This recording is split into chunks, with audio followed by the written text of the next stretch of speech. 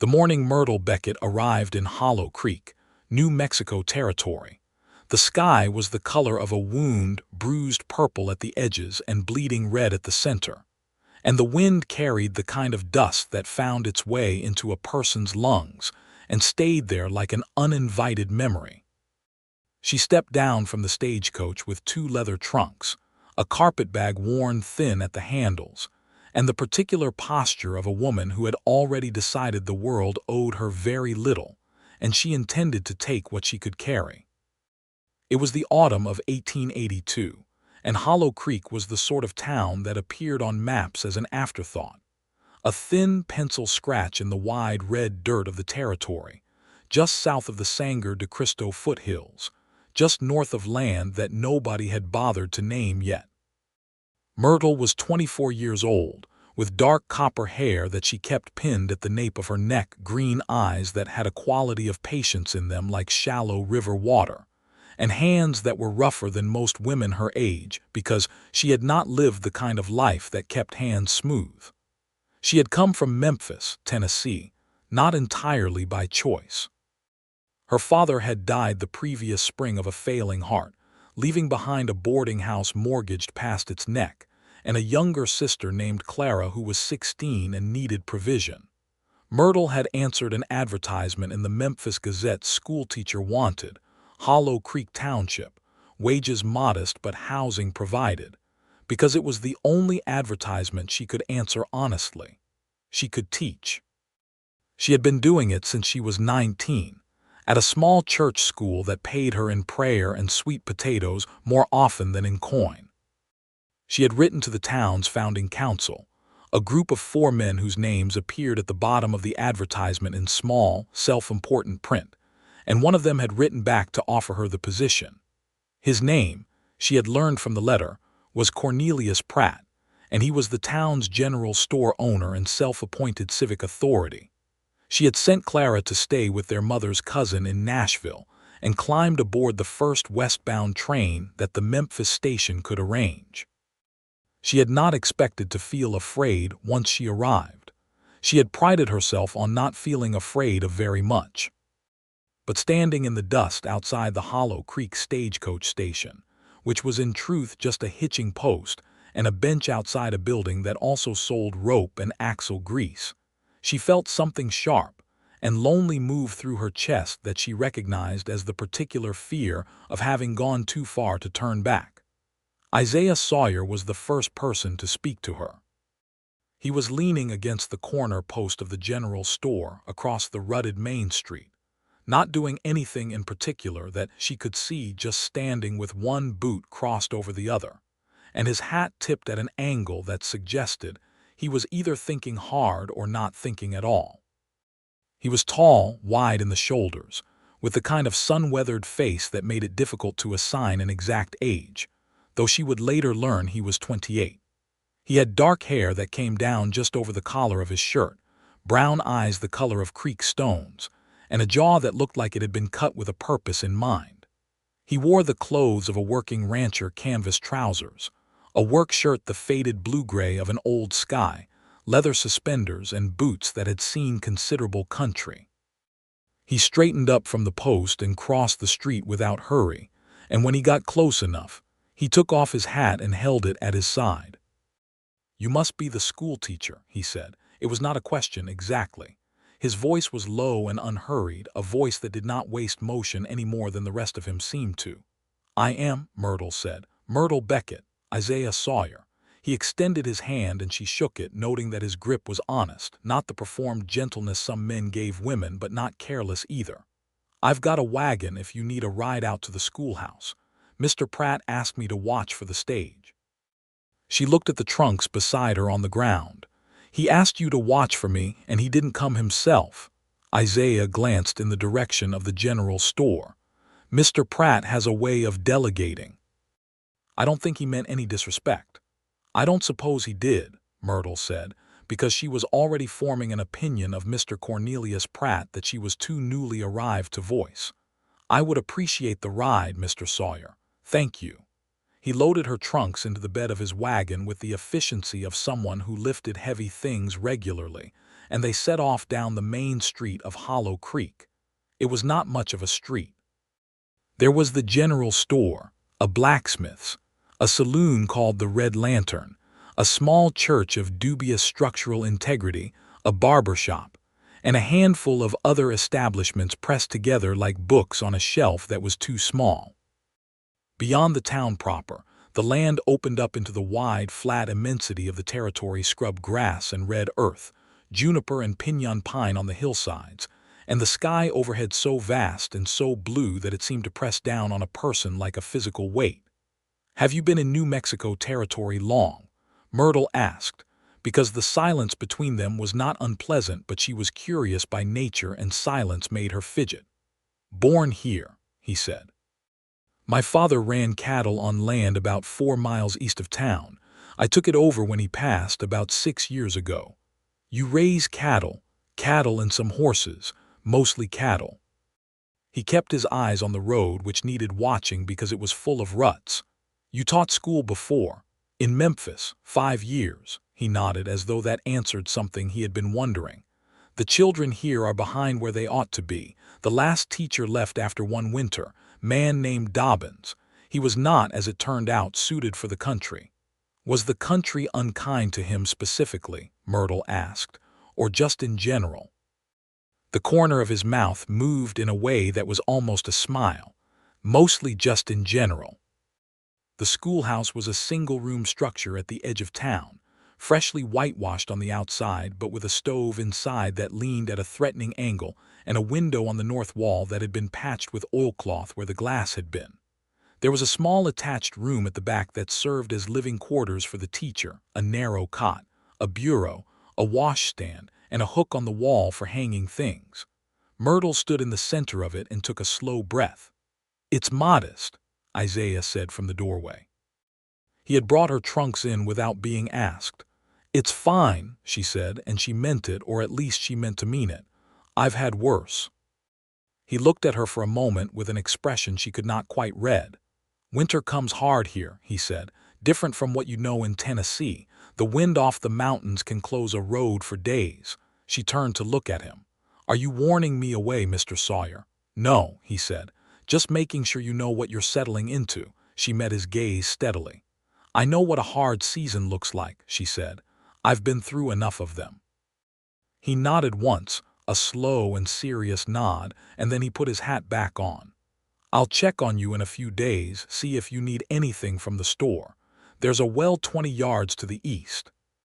Wood's been stacked beside the schoolhouse. I cut it this week. Should last you through October if the stove doesn't eat too much." She blinked. "You cut wood for the schoolhouse?" "Somebody had to," he said simply, and then he turned and walked back out to his wagon, and she stood in the doorway watching him go with the feeling that she had just encountered something she had not expected to find in a place she had not expected to come to. She spent her first week at Hollow Creek making the schoolroom livable. She straightened the stove, stuffing clay mixed with water from the well into the gap where the leg met the floor, until it stood level enough not to be a danger. She replaced the oilcloth window with actual glass that she ordered from the general store at her own expense, and that cost her more than she could strictly afford. She organized the few schoolbooks available, torn McGuffey's readers, and a mathematics primer that had been chewed at one corner by something with small teeth. And she made a list of what she would need to teach properly, a list that was long and sobering. On the first Monday of October, 11 children arrived at the schoolhouse door in varying states of dress and attention.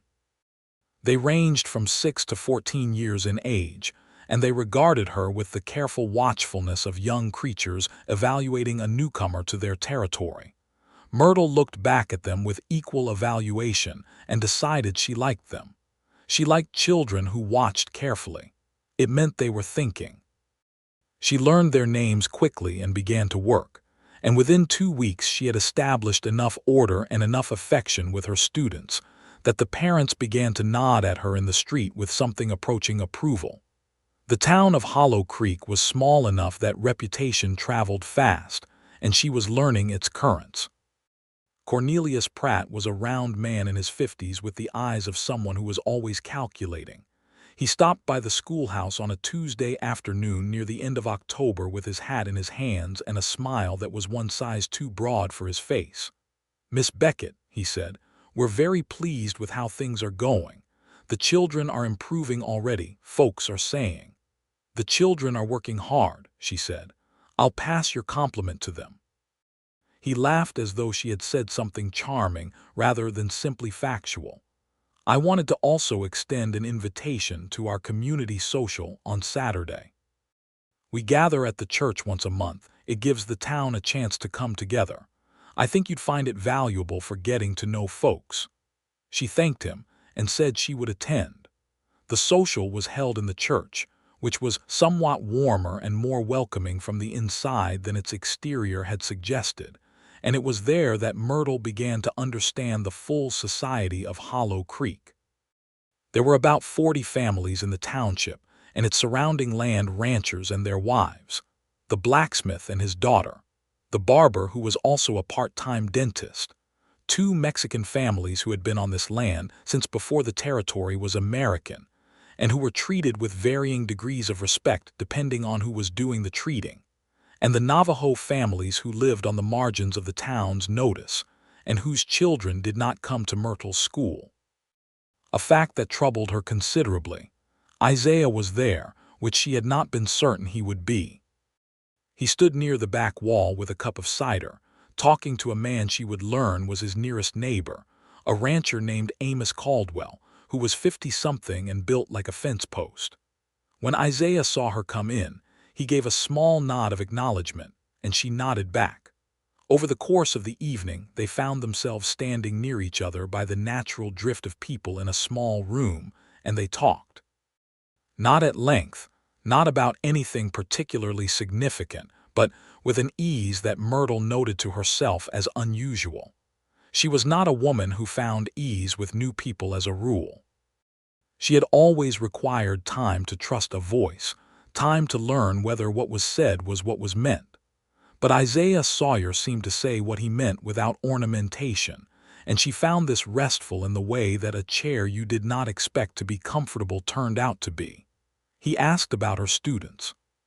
She told him about young Thomas Pratt, age 8 and Cornelius's youngest, who had arrived at school unable to read a single word, and had by the 3rd week managed his first full sentence with such concentrated triumph on his face that Myrtle had felt the particular fierce pride of a teacher who has witnessed a real opening in a child's mind.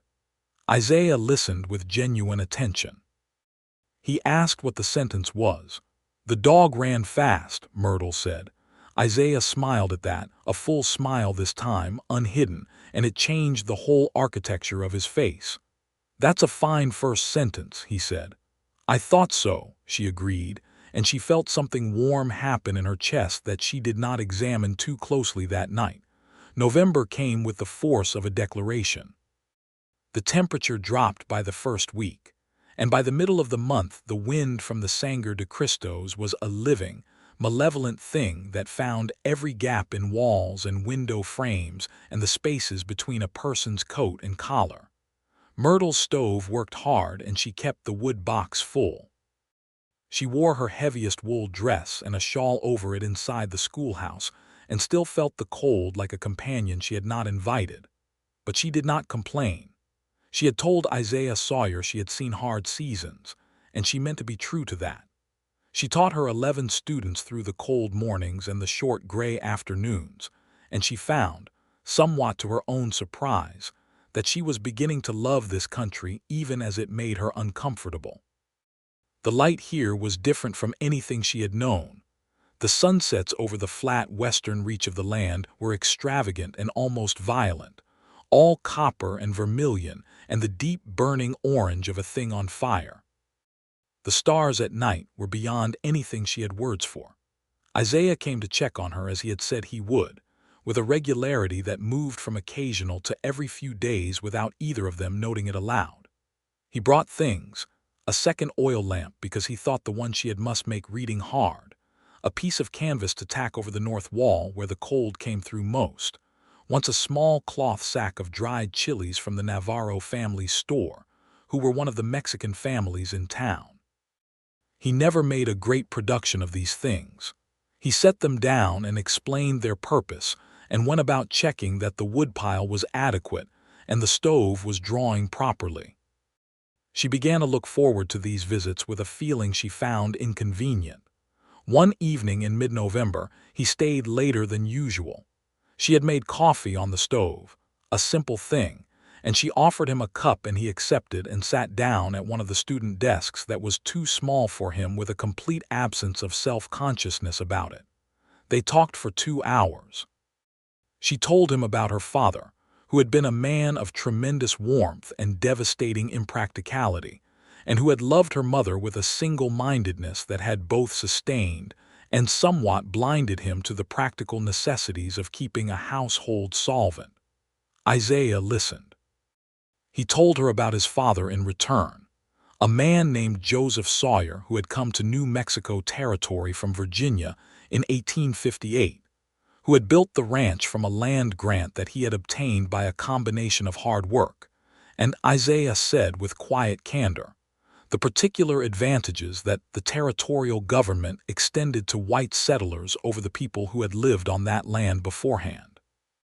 He said this without defensiveness but without pretending otherwise, and Myrtle looked at him over her coffee cup and appreciated the honesty of it. "Do you feel guilty about it?" she asked. "I feel responsible for it," he said, which was a different answer. "I try to do right by the Navarro family and the Medina family when I can, and there are Navajo families I've known my whole life whose children should be in your school and aren't." Myrtle had been thinking about that. "Do you know why they don't come?" "Because the last teacher made it clear he did not want them," Isaiah said flatly. "Dobbins was not a generous man." "I'll make it clear that I do want them," Myrtle said. "Would you help me reach their families? Do you know them?" He looked at her for a long moment. "I know a woman named Nolly who lives about 2 miles east, near the base of the first ridge. She has 3 children. I've done some trading with her husband over the years. I could speak to them." "I would be grateful," Myrtle said. He brought Nolly's children to the schoolhouse the following week, a girl of 10 named Ahanu and twin boys of 8 named Bodaway and Chatton. They arrived quietly and sat at the back and watched everything with the careful attention of children who were not certain they were entirely welcome. Myrtle greeted them in the same voice she used for everyone, assigned them seats, and proceeded with the day's lesson without ceremony. By noon, Bodaway had his hand up to answer a question, and the look on his face was that of someone who had decided a place was safe. Word got around that the new schoolteacher had opened her room to all children in the township. 2 more Navajo children came the following week. Cornelius Pratt came to see her about it, standing in the schoolroom doorway with his hat in his hands and his too broad smile nowhere to be found. "Miss Beckett," he said, "there are some members of the community who feel that the school's composition might cause some parents to keep their own children home." Myrtle set down the chalk she was holding and looked at him with the full force of the patience she had developed through years of teaching. "Mr. Pratt," she said, "you hired me to teach the children of this township. These are children of this township.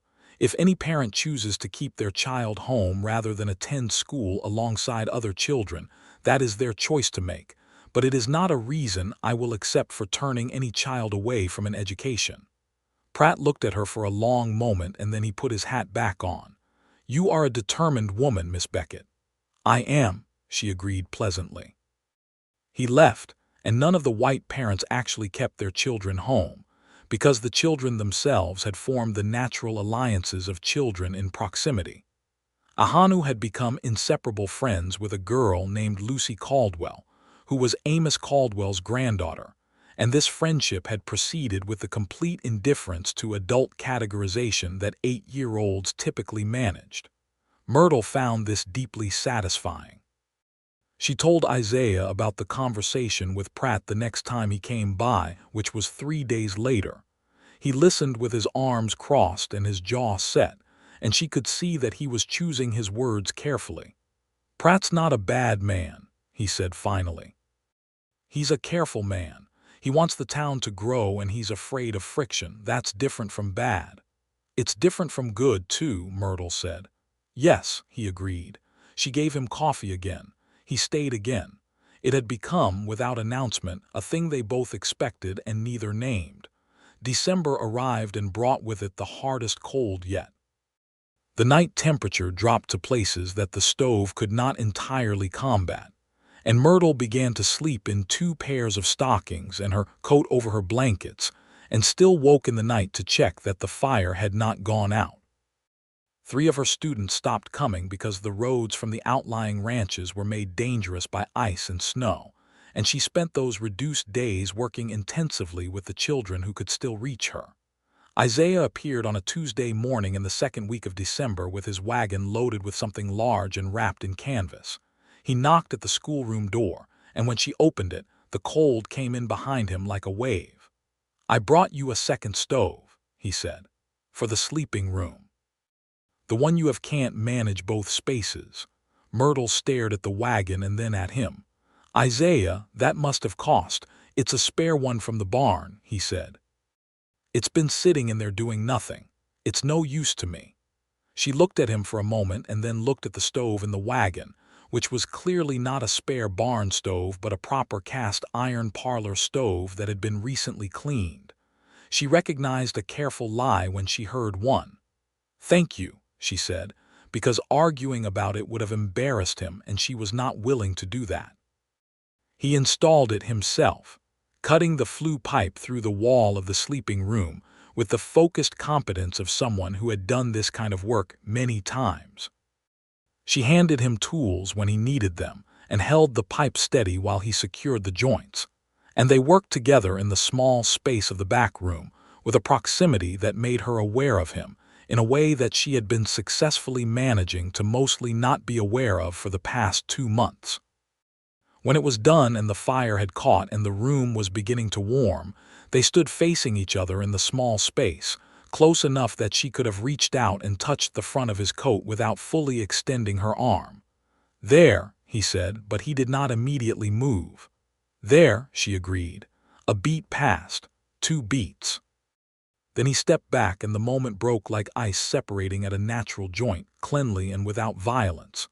"I'll come check it in a couple days," he said. "Make sure the flue draw is right." "Isaiah," she said. He paused, hat already in his hand.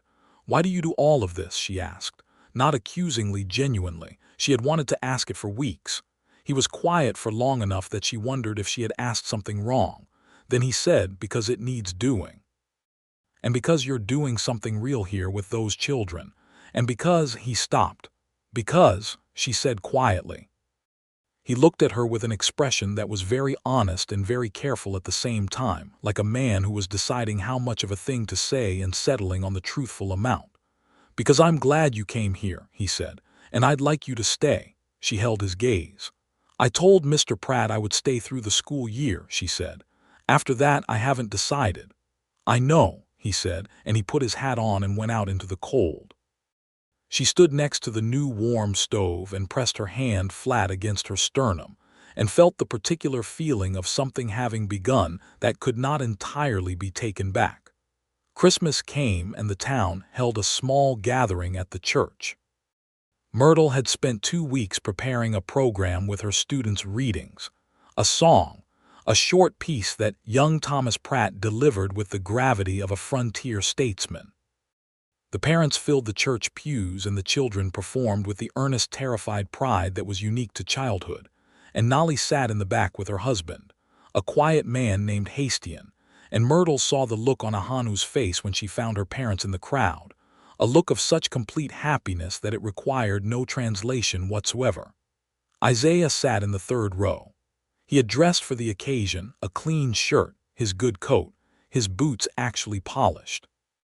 He watched the program with attention, and when young Thomas read his piece, Myrtle saw the same unhidden smile that she had first seen at the social in October, the one that changed the whole architecture of his face. After the program, when the parents were milling about and the children were eating the small sugar cookies that Mrs. Caldwell had baked, Isaiah found Myrtle near the front of the church. "It was well done," he said, "all of it." "They worked hard," she said, "especially Thomas. He was terrified. He didn't show it. That's what courage looks like," she said. Isaiah looked at her with the creekstone eyes. "Yes," he said, "it is."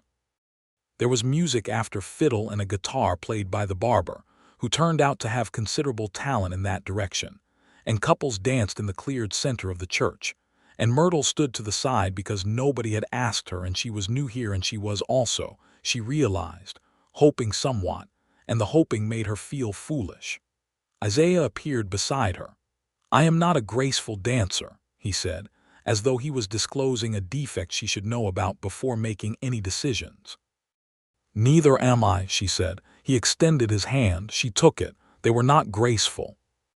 But they were careful with each other, attentive to the other's footing, and there was something in the way he held her steady, real, without any pretense of it being less than what it was, that made the ungainliness entirely irrelevant. She was aware of his hand on her waist, his other hand around hers, the warmth of him close, the way he adjusted his steps when she misjudged hers with a quiet ease that asked nothing of her. "Myrtle," he said quietly, just that, her name, while they were still moving.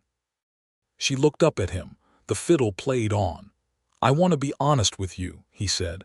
"I'm aware that you haven't decided about staying, and I'm not asking you to decide anything tonight. But I want you to know that what I feel when I see you is not a small thing.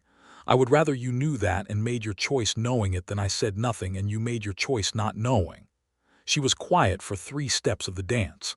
"That is one of the most honest things anyone has ever said to me," she said. "I only know how to say things the way they are," he said. "I know," she said. "I've noticed." She did not say anything more about it that night, because she had not been here long enough and she did not know this country well enough, and she had come here with a purpose that was her own, not tethered to a man's intentions, and she needed to be certain that whatever she felt was being generated by something real and not by the isolation of a new place and the comfort of the only person who had been reliably kind. She was a careful woman. She had been raised to be careful.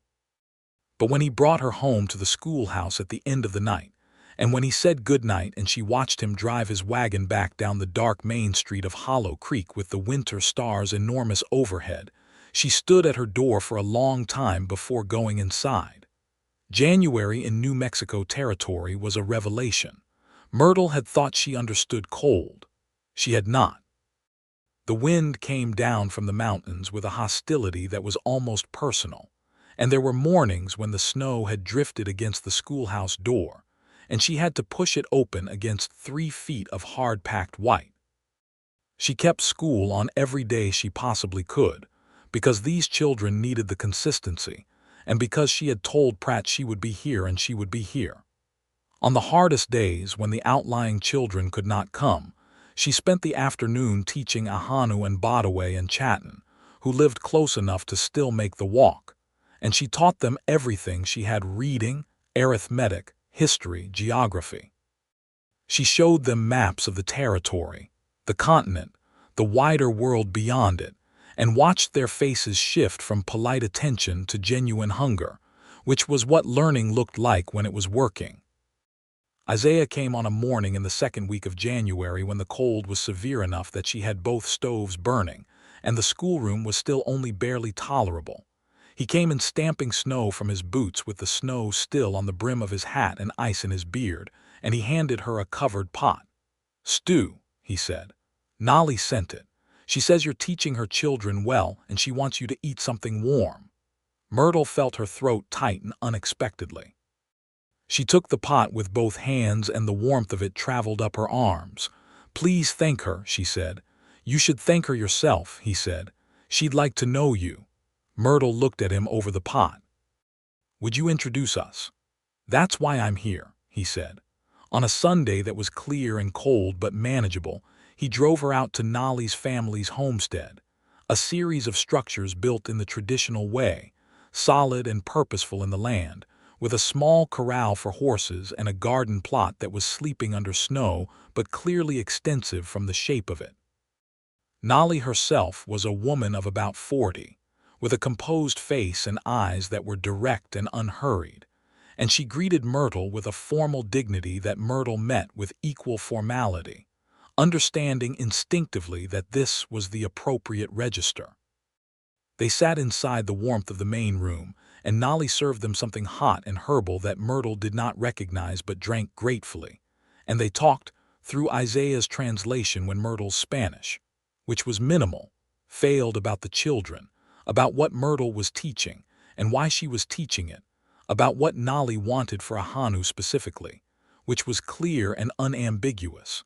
She wanted her daughter to have the widest possible set of tools for whatever world she would inhabit. She says, Isaiah translated carefully, that the world is going to change more than she can see, and she wants Ahanu to be able to change with it. Tell her, Myrtle said, that is exactly what I want to help with.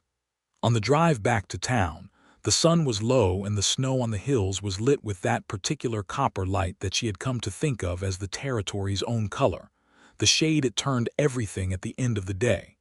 She sat beside him on the wagon seat with their shoulders close and the cold pressing from all sides, and she felt, with a clarity that startled her a little, that she was not unhappy here. That this was not simply endurance, that something had grown in her these past months that had the quality of roots rather than just occupation. Isaiah was quiet for most of the drive, but it was the comfortable quiet she had come to know in him. Near town, he said, "What did you think of her?" "I think she is one of the most remarkable women I've ever met," Myrtle said without hesitation. He smiled at that, looking at the road. "I thought you'd say something like that." February came with a brutality that Myrtle had not anticipated even after January. There was a week of storms that sealed the town under 3 feet of snow and made travel beyond the immediate streets impossible. She was stranded in the schoolhouse for 7 days with her 2 stoves and her books and her own company, and she wrote letters to Clara in Nashville and read and graded the work her students had done before the storms and thought, in the long quiet of the evenings, about her life and what she wanted of it. She thought about Isaiah Sawyer. She thought about the way he had said that what he felt when he saw her was not a small thing, with that plain, unself-conscious honesty. She thought about every visit, every small carried thing, every evening over coffee where they talked about anything and everything with the ease of 2 people who had somehow, without planning it, become each other's most genuine audience. She thought about the dance at Christmas and the weight of his hand. She had told herself she was being careful, that she would not decide until she had survived the winter, until she could trust that what she felt was not manufactured by circumstance. She believed in that caution. She also recognized, in the long February nights, that the caution was taking on the shape of cowardice, that she was using it to avoid being the first one to say a thing that she very much wanted to say. On the day the storms broke, and the sun came out with a ferocity that made the snow on every surface shine like a field of scattered silver, Isaiah appeared at the schoolhouse door at noon. His face was wind-burned and there was exhaustion around his eyes that she had not seen before. She would learn that he had spent the previous 4 days in the barn with a sick cow and had slept about 6 hours total, but when she opened the door, the sight of her seemed to relieve something in him that she could actually see release. "You're all right," he said. "I am," she said. "Come inside." "You look like you haven't slept." "Cattle are trouble in this weather," he said, but he came in and accepted the coffee she poured and sat at her teacher's desk, the one that fit him, while she sat on the edge of one of the student desks facing him. She looked at him for a moment, this man who had spent a January and a February making sure she was warm and fed, and not alone in a country that was trying its level best to make all of those things difficult to be. "Isaiah," she said. He lifted his eyes from the coffee. "I've been thinking," she said. "About what?" His voice was careful, the way his voice got when he suspected something significant was being approached. "About the fact that I told Mr. Pratt I would stay through the school year and decide after," she said. "And about the fact that you have spent this entire winter," she paused, because she needed to find the right word for what she wanted to say. "You have spent this entire winter making sure that I would want to stay, not telling me to want to, not pressuring me to want to, just making sure that I had every reason to if I chose it. The stoves, the wood, the introductions to Nolly, the coffee and the evenings and the honesty at Christmas." He was very still, watching her. "I want to stay," she said. "Not because I have to, not because it's winter and I'm dependent on your kindness. Because I want to. Because this place has become something to me and the people in it have become something." And she stopped and then said the rest of it plainly because he had taught her inadvertently to say things the way they were. "And because you have become something to me that I would not like to leave behind." The silence lasted long enough to be a little frightening, and then he set down the coffee cup and said, "Myrtle." "Yes," she said. "I have been," he started and stopped. "I am not a man who finds it easy to say the interior things, the things inside. I do better with action than with words." "You've been excellent with action," she said, and she heard the warmth in her own voice. "What I'm trying to say," he said, "is that since the day I picked you up from that stagecoach station, which was only October, which I know is not a long time, I have thought about you every day. Not in a polite way. It's the first thing I think about in the morning and the thing I think about when I'm working and the thing I think about last at night kind of way. And I know that's not." "Isaiah," she said, and she got up from the student desk and crossed the 3 steps between them and stood directly in front of him, and he was looking up at her from the chair with those creekstone eyes, and she said, "Stop apologizing for it." He stood up. At full height he was a full head taller than her, and the room felt smaller. "I don't intend to leave," she said, "if that answers the question." "It answers several questions," he said, and then he kissed her, carefully and deliberately, the way he did everything, with his hands very gently on either side of her face, and she felt the full warmth of it move through her like February sunlight through glass, and she thought, "There it is. There it has been." She had known it for weeks, perhaps longer, but knowing a thing and being in the moment of it were different countries. When they separated, she stayed close, her hands against the front of his coat. "I should still teach through the end of the year," she said. "I told the children I would." "Of course," he said. "And I want to keep teaching even after that," she said. "That's not a thing I'm giving up." "I wouldn't ask you to," he said, and she believed him entirely. Spring came to Hollow Creek the way spring came to the territory, not gently, not with any of the gradual warming that she had known in Tennessee, but with a sudden dramatic shift, as though the land had made a decision. One day was still winter, and then 3 days later the scrub grass was greening, and the hills to the east were a dozen different shades of brown and ochre, and the first tentative sage green, and the sky had that particular clean quality of a sky that has been scoured by winter and is now new. Myrtle stood outside the schoolhouse on a March morning and watched the light on the hills and felt something open in her chest that had been carefully maintained in a contracted state all through the cold months. She had made it through the hard season. She had decided, and the thing she had decided felt as solid and as right as the red earth under her feet. Isaiah had spoken to her about their future with the same plain directness he used for everything. He wanted to marry her. He said this on a late February evening by the stove, sitting across the narrow table from her in the back room of the schoolhouse, not on one knee, not with theatrical gestures, just looking at her with the complete honesty of his face, and saying that he wanted to marry her, and he wanted to know if she would want that too. She had said yes before he finished the sentence. He had brought her a ring that had been his mother's, a narrow gold band with a small garnet, modest and perfect, the kind of ring that was made to be worn by a woman who used her hands, and she wore it and felt its weight with a pleasure that was new and extraordinary in its simplicity. They married in April. The ceremony was held in the church that was stronger than it looked, and it was small, just the people who mattered, which was everyone who had become part of Myrtle's life over the winter. Nolly and Hastian came, dressed in their best, and Ahanu held Myrtle's bouquet of early wildflowers while she said her vows, which was not a traditional role, but it seemed right and nobody objected. Young Thomas Pratt cried, which made everyone who was not crying feel they probably should be. Amos Caldwell stood up with Isaiah as his witness, and Myrtle had written to Clara in Nashville, and Clara had not been able to come.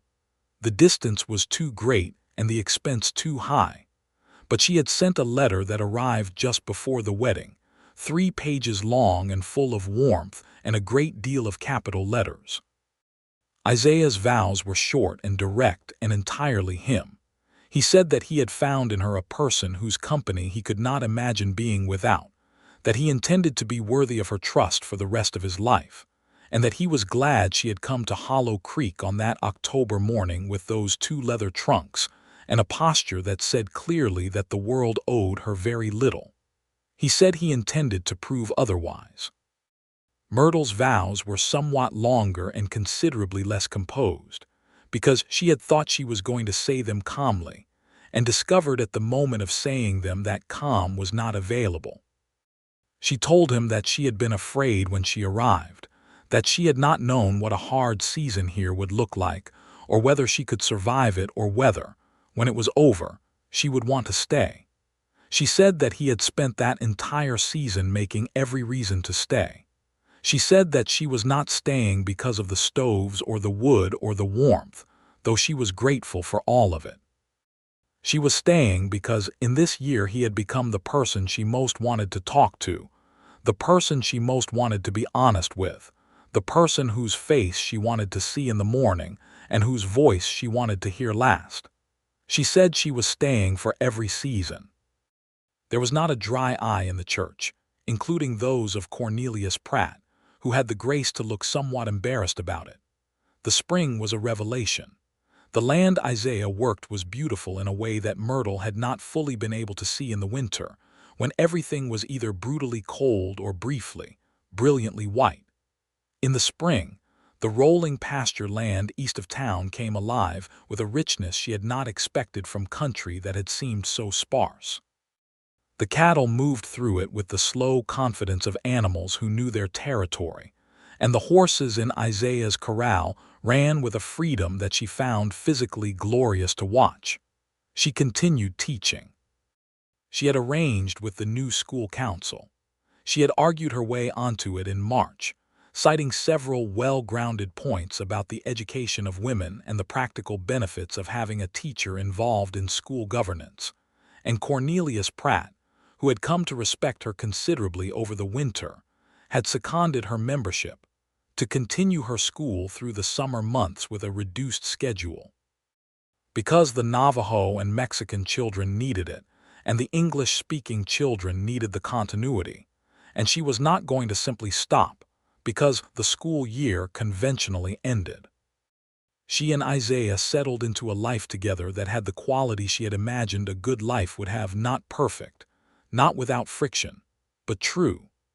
They argued sometimes, usually about money, which was tight in the way that money on a cattle ranch in the territory was always tight, or about the fact that he worked too long in the dark and did not sleep enough, or about her tendency to take on responsibilities that weren't technically hers and then exhaust herself with them.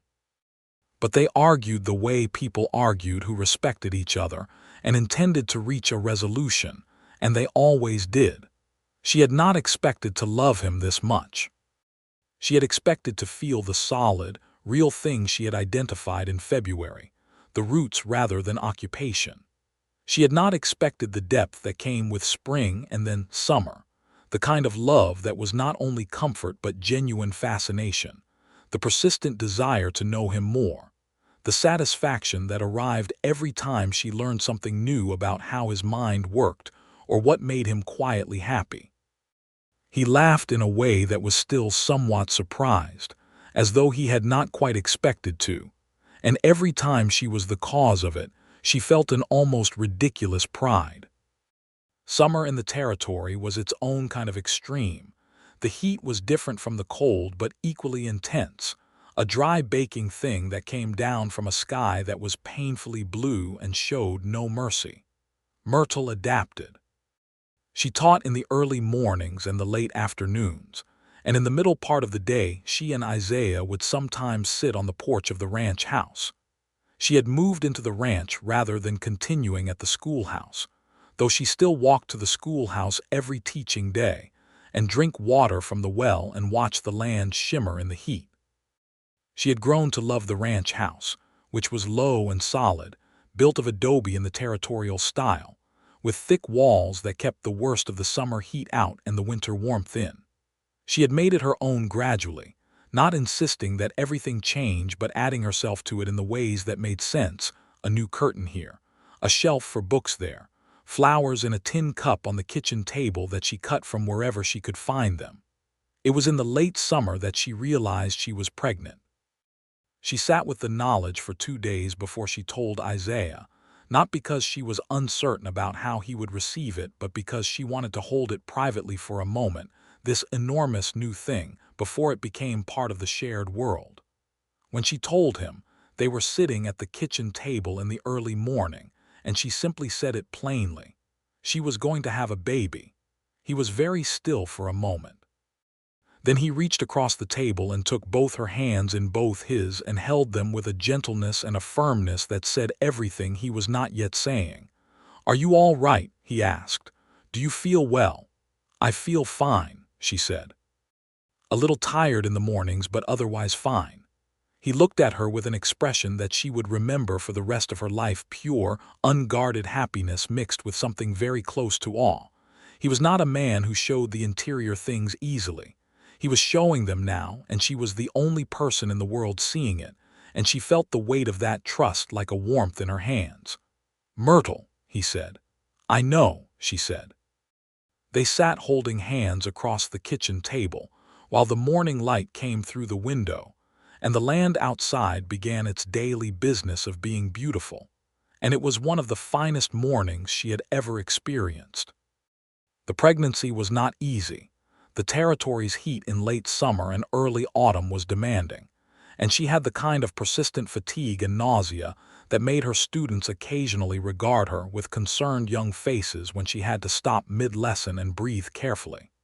She refused to reduce her teaching beyond the adjustments she had already made, because she was not ill, she was pregnant, and she was not willing to treat the two things as equivalent. Mrs. Caldwell, Amos's wife, who had become something of an ally over the winter and spring, came by regularly with food and opinions, most of the opinions being useful. Nolly came too, on a September afternoon, and sat with Myrtle on the porch and talked through Isaiah's translation, and through the growing shared vocabulary that they had been building since their introduction in January, about what pregnancy and birth looked like, and what Nolly had found to be true from her own 3 times doing it. She brought Myrtle a tea made from plants she gathered on the hillside, and described its properties with a directness and specificity that Myrtle found deeply reassuring after the somewhat vague and nervous counsel she had received from the women in town, who seemed to regard the whole subject as something between a sacrament and a catastrophe. "She says," Isaiah translated, sitting nearby, "that your body knows what it's doing. She says listen to it." "Tell her I am trying to," Myrtle said. Nolly said something else, and Isaiah's expression shifted into a small, warm smile. "She says that the baby will be as determined as its mother," he said. "She considers this a good thing." "I do too," Myrtle said. The autumn of 1883 came around again, 1 year from the day Myrtle had stepped off the stage in Hollow Creek with 2 leather trunks and the sky the color of a wound. The anniversary did not pass without notice. Isaiah mentioned it over breakfast on the morning, looking at her across the table with the creekstone eyes. "1 year," he said. "1 year," she agreed. "You stayed," he said. She looked at him, round with their child, wearing her wedding ring and the particular expression of a woman who has found what she was looking for in a place she had not expected to find it. "I did say I would," she said. "After deciding," he said, and he was smiling now. "I decided in February," she admitted. "If we're being honest." He tilted his head. "I thought it might have been February," he said. "You might have said something in February," she pointed out. "I was being respectful of your process," he said, with an exaggerated gravity that was one of the ways she had learned he made jokes. She threw a piece of biscuit at him. He caught it. The baby arrived on a November morning, the first snowfall of the season dusting the ground outside the ranch house window. Isaiah was there for all of it, which was not typical. Most ranch husbands were kept out of doors by convention and by the nervous suggestions of everyone involved. But when it became clear that he was not leaving, no one had the authority to move him, and he was far too useful to actually send away. He held her hand through the worst of it, not with the helpless hovering of a man who did not know what to do, but with steady presence, speaking to her quietly, telling her she was doing magnificently, which was the kind of honest encouragement that was worth something because it came from a man who did not say things he did not mean. The baby was a boy. He came into the world with the typical noise of opinions and was placed in Myrtle's arms while the morning snow fell outside. And she looked at him and felt a love so immediate and so total that it seemed to have no before, as though he had always been there, and the world had simply been waiting to show him to her. Isaiah looked at the baby for a long, silent moment. "Joseph," Myrtle said. She had thought about names for months and had kept her own counsel until this moment, and she looked at Isaiah when she said it.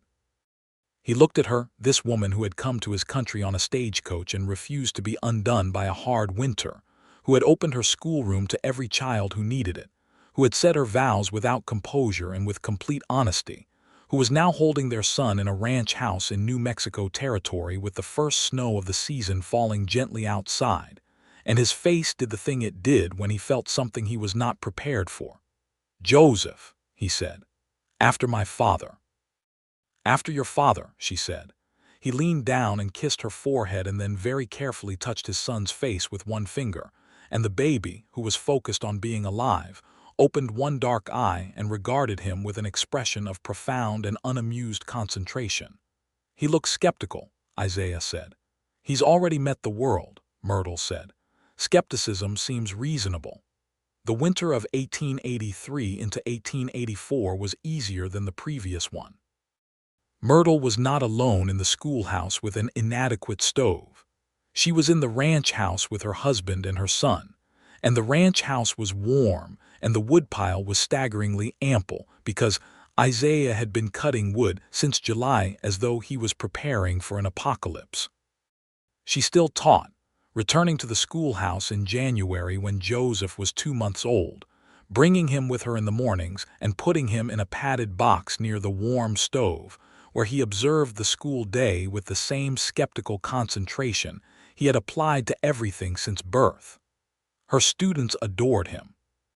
Even the older boys, 14-year-olds who cultivated an appearance of total indifference to anything small or domestic, were frequently caught making faces at the baby from behind their slate boards. Myrtle did not point this out directly, because she understood that some dignities needed to be preserved. Ahanu helped with him during the morning lessons, holding him with the natural ease of a girl who had younger siblings, and Myrtle taught with one part of her attention on the class and one part on her son, and managed both entirely well. This was, she had learned, what women did, managed both. It was not a hardship when the both was good. Spring came again and found Myrtle Sawyer. She had taken the name and wore it with the same comfortable pleasure as the wedding ring, exactly where she had chosen to be. The school had grown.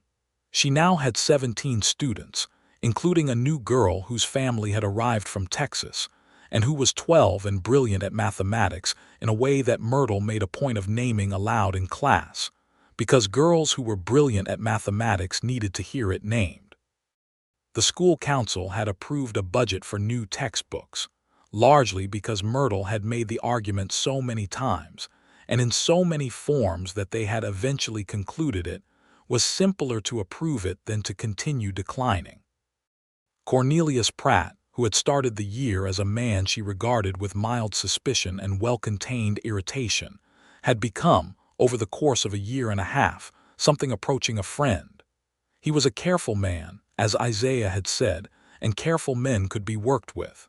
He had seen what she built with her school and he had gotten out of the way of it, which was the most she had needed from him.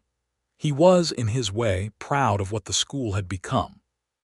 She had heard him say so at the monthly social, loudly enough that she could not pretend she had not heard it, and she had caught his eye and nodded once, and he had nodded back, and that was the whole of the matter.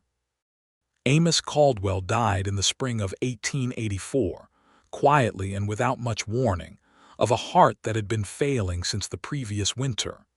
He had been Isaiah's nearest friend as well as his nearest neighbor, and the loss was real and felt. Isaiah was one of the men who carried the casket, and Myrtle stood beside him at the graveside with Joseph on her hip and her free hand in his. And after, back at the Caldwell house, she watched him talk to Mrs. Caldwell and Lucy and the other grandchildren with the careful gentleness of someone who knew what it was to lose someone and did not treat that knowledge as small. She loved him very much. She told him so that night when they were home and Joseph was asleep and the lamp was burning low on the table between them, because she had a habit of saying it when she felt it strongly, and she felt it strongly tonight. "I love you," she said. "I want you to know that I know how good you are. Not because you built me a good life, though you have, but because of who you are when things are hard. I want you to know I see that." He was quiet for a moment. "Then you've made me better at saying the interior things," he said. "You know that." "I know," she said, pleased. "Then here's an interior thing," he said. "The day I picked you up from that stagecoach station, with those 2 trunks and the way you were standing like you were already deciding whether this town was worth your time, I thought, whoever she is exactly the kind of person this place needs. And then I thought," he paused, with the particular expression of a man choosing his words with the same care he used for everything. "I thought, I hope she stays. Not for the town. For me. I thought it immediately, and I thought it was absurd because I had known you for 4 minutes. It was not absurd," she said. "No," he agreed. "It turned out not to be." The years that followed were full in the way that good years are full, not empty time waiting for significance, but ordinary days thick with the texture of a life being lived. Myrtle continued to teach. The school grew until it needed a second teacher, which the council approved in 1885, and the second teacher was a young woman named Dorothy Reyes, who arrived from Kansas with the same 2-trunk posture that Myrtle recognized, and whom she befriended with particular intention, because she remembered what it was to be new here in October. Joseph grew from skeptical infant to energetic toddler to a boy who was, by all observable evidence, going to be exactly as determined as Nolly had predicted. He had Isaiah's brown eyes and Myrtle's copper hair, which produced an aesthetically striking combination, and he had opinions about everything from his second year onward that he expressed with the vocabulary of someone who had spent his entire life in a schoolroom. He could read by the time he was 4, which Myrtle accepted with the particular equanimity of a mother and teacher who had made sure of it without drawing attention to the effort. She was 30 years old when their daughter arrived, in the summer of 1888. The territory was different now than it had been in 1882, more settled, more connected to the wider world by the expanding railway, more complicated in the ways that more people in a place always made things more complicated. There were tensions over land that were not new but had intensified, and Myrtle watched these with the attention of someone who lived in the middle of them and taught the children of all the people they affected. The girl was born on a July morning, with the full summer sun already blazing. She was loud from her first breath, dramatically and enthusiastically loud, and Joseph, who was 5 and had been waiting outside the bedroom door with the focused patience of someone who had been told to wait and had decided to treat it as a military assignment, was permitted to come in and see her within an hour. He stood at the edge of the bed and regarded his sister with the same skeptical concentration he had turned on everything in his first hours, and then he said, with the authority of a 5-year-old who had access to many books, "She is very small."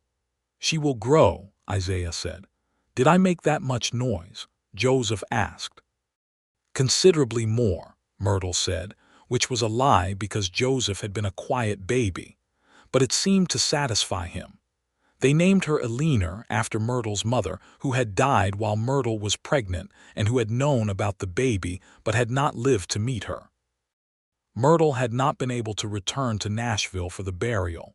The distance and the pregnancy had made it impossible, and she had grieved this with a grief that was specific and real, and that Isaiah had sat with her through, not trying to fix it, just present, which was what she had needed. Eleanor was loud and bright, and by all indications was going to give Joseph a remarkable amount of competition in the opinions department, which Myrtle thought was entirely appropriate. She brought the baby to the schoolhouse as she had brought Joseph, tucked in the padded box near the warm stove, and the older students took turns with her during breaks. And Ahanu, who was now a young woman of 15 and the best reader in the school, and the person Myrtle intended to formally name as a teaching assistant, the following year held Eleanor with the same natural ease she had always had. Clara came to visit in the autumn of 1888, her first visit since Myrtle had left Nashville 6 years before. She was 23 now, a composed and sharp-eyed young woman who had made her own way in Nashville through the interim years, with the resourcefulness that was a Beckett family trait.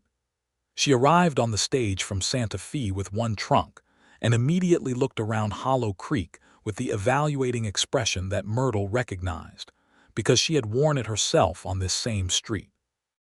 "It's smaller than I expected," Clara said. "It's exactly as small as it sounds," Myrtle said, hugging her. "But it's yours," Clara said, pulling back and looking at her sister with a searching look. "I can see that. This is yours."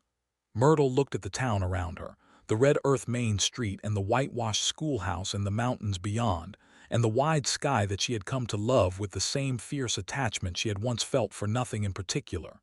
"Yes," she said, "it is." Clara stayed for 3 weeks and was thoroughly charmed by Joseph, who took an immediate proprietary interest in his aunt and followed her around delivering facts from his books that he thought she should know. She was somewhat undone by Eleanor, who regarded her with the wide, clear eyes of a 4-month-old conducting a thorough assessment. She liked Isaiah immediately and completely, which Myrtle had been certain she would because Clara had the same instinct for character that Myrtle herself had, and Isaiah was not difficult to read once you understood his economy of expression. On Clara's second-to-last night, when the children were asleep, and Isaiah had excused himself to the barn to check on a horse that had been moving stiffly, Clara and Myrtle sat on the porch with the stars overhead and the warm night pressing in from all sides. "You're happy," Clara said. "It was not a question." "I am," Myrtle said. "I worried about you," Clara said, "when you went. You were always the capable one, and I let you be the capable one, and then you were gone, and I was afraid you were going somewhere hard alone." "I did go somewhere hard," Myrtle said. "I went somewhere hard alone, and then I stopped being alone." Clara was quiet for a moment. "He's good, Isaiah. He is the best person I have ever known," Myrtle said. "And I don't say that the way people say it when they mean the person they married is the best they could do. I say it because it's true, and I would say it to anyone."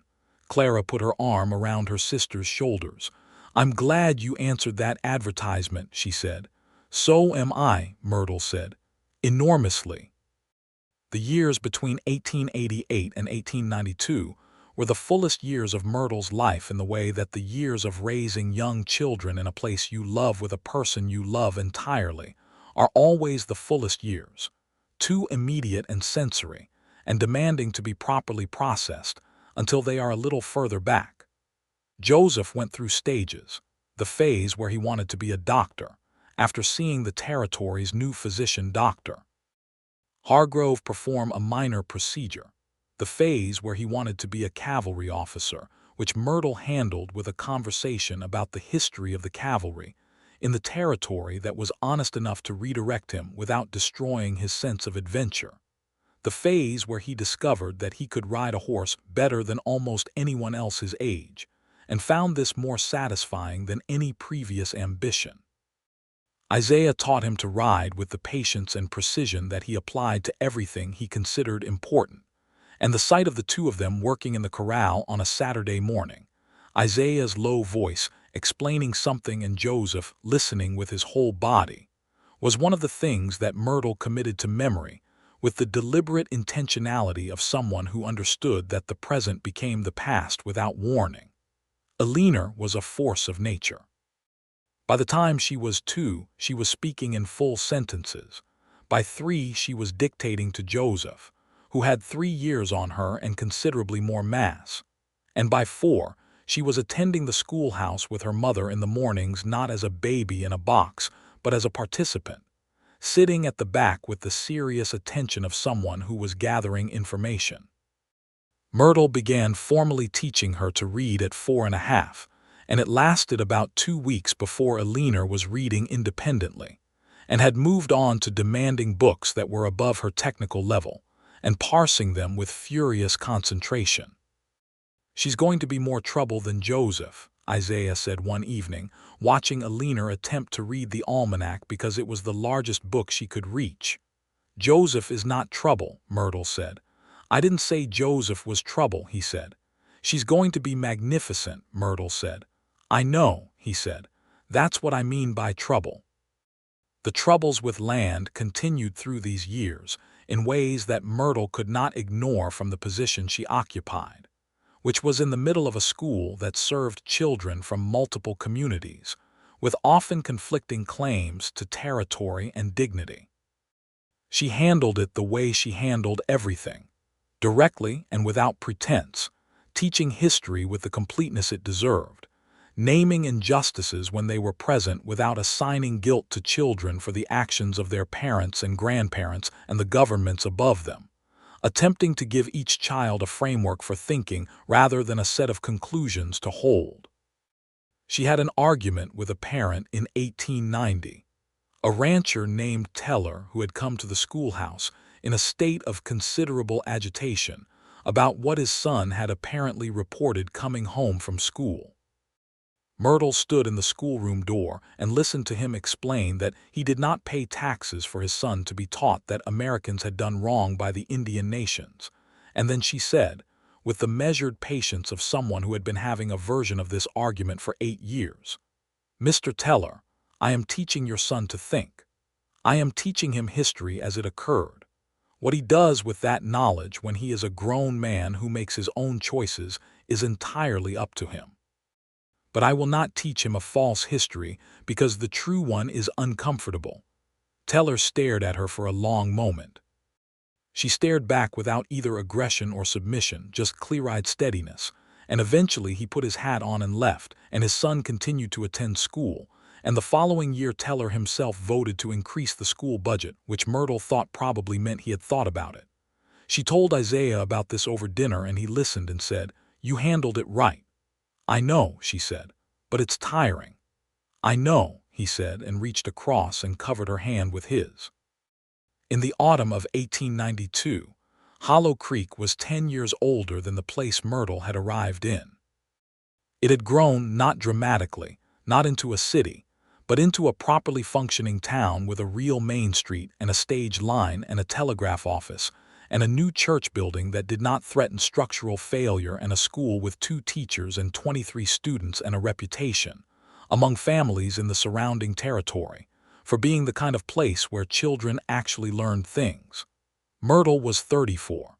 Isaiah was 38. Joseph was 9, and had recently decided that what he truly wanted was to understand how the ranch worked from root to branch. A decision that Isaiah greeted with the careful enthusiasm of a man who did not want to put pressure on his son, but was privately so pleased he could not entirely contain it. Alina was 4 and had recently dictated to her mother a list of things she intended to accomplish in her life, a list that ran to 11 items and included learning to ride well, reading every book available in New Mexico territory, building something, and teaching school like her mother. Myrtle had written the list down and kept it. On a Saturday morning in October, the specific anniversary of her arrival, 10 years to the month, Myrtle was standing on the porch of the ranch house watching the light on the hills when Isaiah came out with 2 cups of coffee and handed her one and stood beside her. The land was extraordinary in the October light. The hills were red and gold. The sky was the hard blue of the territory's best days, and the air had the cool clarity that meant autumn was fully here. The cattle moved through the east pasture with their slow bovine certainty, and in the corral Joseph was already out there with the horses, communicating with a roan he had been working with for 2 months in the patient, unhurried way that he had learned from his father. Isaiah stood beside her and they drank coffee and watched the morning, and after a while he said, 10 years. 10 years, she said. Do you remember what you said to me? That first day. I said a lot of things that first day, she said. You said you knew what a hard season looked like and you'd been through enough of them, he said. She smiled, looking at the hills. I remember. I thought, he said, when you said it, I thought she means it. She's not afraid. And I wanted very much for you to stay.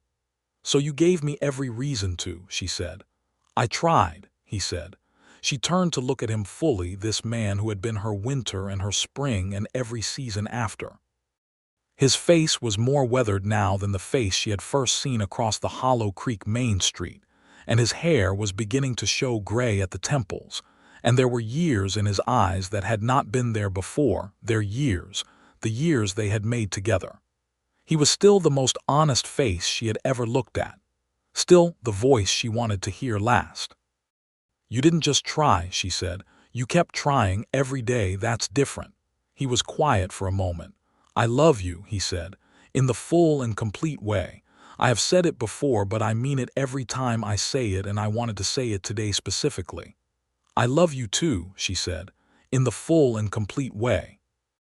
He put his arm around her, and she leaned into his side with the ease of 10 years' practice, and they stood on the porch of the ranch house in the October sun, and watched their son with the horses and the territory spread out all around them. The enormous red earth country that she had come to alone and afraid, with 2 leather trunks and a posture, and that she had made her own, had made theirs. Had made into a place where their children knew their names and their faces, and the specific quality of their love as fluently as they knew their first words.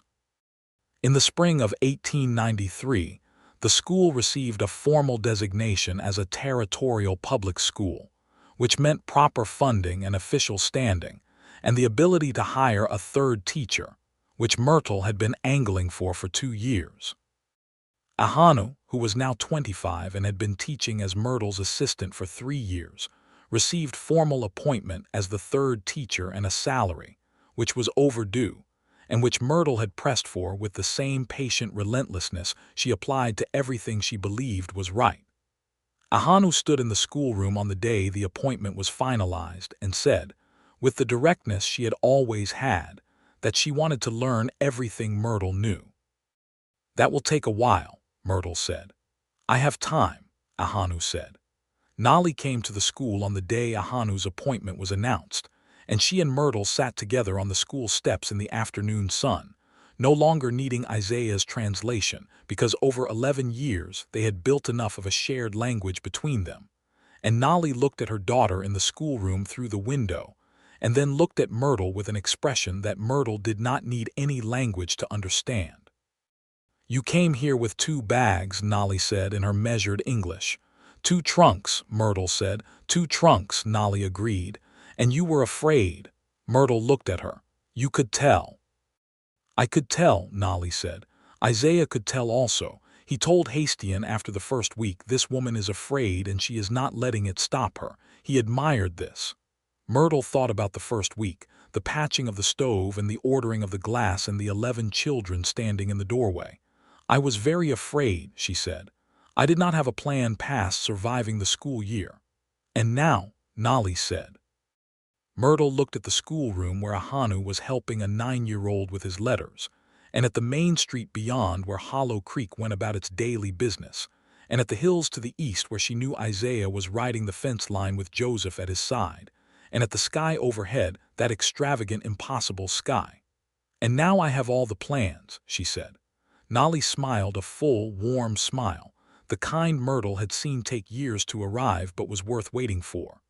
Good, she said. That evening, after supper, when Alina was doing her lessons at the kitchen table with the concentrated ferocity she brought to everything, and Joseph was telling his father about a gap in the fence on the eastern ridge with the earnest detail of someone who considered this information vital, Myrtle stood at the kitchen window for a moment and looked at her family in the lamplight. The kitchen was warm. The stove, the original stove from the schoolhouse, which Isaiah had brought to the ranch house when the school got a new one, was ticking with heat. There was a pot of something on it that smelled like the dried chilies the Navarro family had sold them that spring. Joseph's voice was a continuous stream of detail, and Isaiah was listening with the focused attention he gave to everything he considered important, which included the gap in the fence, and also clearly included Joseph's voice describing the gap in the fence. Alina had her tongue between her teeth in concentration, and was writing with a grip on the pen that suggested the letters might not survive the encounter, but would at minimum be thoroughly defeated. Myrtle felt, standing there, the complete and vivid reality of her life like a physical thing, like the warmth from the stove, like the smell of supper, like the sound of the people she loved most filling the room with their presence. Not perfect, not without its difficulties and its labors and its griefs, but completely, thoroughly hers. She had arrived in Hollow Creek on an October morning 10 years before with a wound-colored sky and the dust in her lungs, and the particular fear of someone who had gone too far to turn back, and she had said she would stay through the hard season and decide after. And the hard season had given her everything. This house, these children, this man, this country, this life that was absolutely nothing like what she had planned for, and entirely everything she had wanted without knowing she wanted it. She had decided in February. She had been deciding every day since. Isaiah looked up from the table and across the room to where she was standing at the window, and he saw her watching, and his face made the expression it made when she was the thing he was looking at and everything else was beside the point. He said nothing. He did not need to. After 10 years they had the whole language between them, the language of two people who had learned each other's silences as fluently as each other's words. She crossed the kitchen and sat down beside him at the table and put her hand over his where it rested on the wood, and Joseph, undeterred, continued describing the fence gap, and Alina's pen continued its assault on the paper, and the stove kept its warm tick, and the lamp burned steady in the New Mexico night. Outside, the territory went on being enormous and old and indifferent to human plans. The mountains stood, as they had stood for longer than any record kept. The stars came out in their thousands over the flat land, the wild extravagant stars that Myrtle had first seen with wonder from the doorway of the schoolhouse on a cold October night a decade ago, and had never stopped finding extraordinary.